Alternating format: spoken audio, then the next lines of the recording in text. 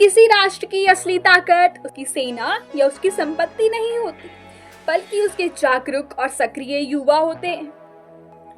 क्या यह उचित है कि जिस देश की सबसे बड़ी आबादी युवा हो, उसकी संसद में युवाओं की आवाज सबसे कम सुनाई दे? जब देश के भविष्य का निर्माण युवाओं को करना है, तो क्या उन्हें आज देश नीतियां बनाने की प्रक्रिया में भाग नहीं लेना चाहिए? और जब हर बड़ा फैसला युवाओं के जीवन को प्रभावित करता है, तो क्या उनकी भागीदारी संसद में आवश्यक नहीं है? जब देश का युवा रोजगार की चिंता करता है, नई तकनीकों को अपनाता है, स्टार्टअप्स खड़े करता है और बदलती दुनिया के साथ कदम से कदम मिलाकर चलता है, तो क्या उसकी आवाज संसद तक नहीं पहुंचनी चाहिए? आज का युवा केवल सपने नहीं देखता, बल्कि उन्हें साकार करने का साहस भी रखता है। संसद के युवाओं की भागीदारी का अर्थ केवल कम उम्र की प्रतिनिधि नहीं, बल्कि नई ऊर्जा, नए विचार और नई संभावनाओं का प्रवेश है।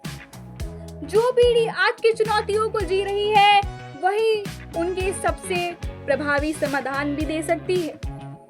लेकिन प्रश्न यह है, क्या केवल अनुभव ही नेतृत्व की पहचान है?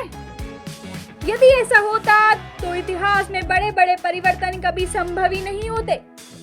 अनुभव आवश्यक है, परंतु अनुभव और युवा सोच का संतुलन ही सबसे मजबूत नेतृत्व पैदा करता है। इतिहास गवाह है कि जब युवाओं को अवसर मिला है, तब समाज में परिवर्तन की नई लहर आई है। युवा राजनीति में पारदर्शिता, जवाबदेही और परिवर्तन की भावना ला सकते हैं। अनुभव दिशा देता है, लेकिन युवा शक्ति गति देती है। और जब दिशा और गति साथ मिल जाए, तब राष्ट्र विकास की ऊंचाइयों को छूता है।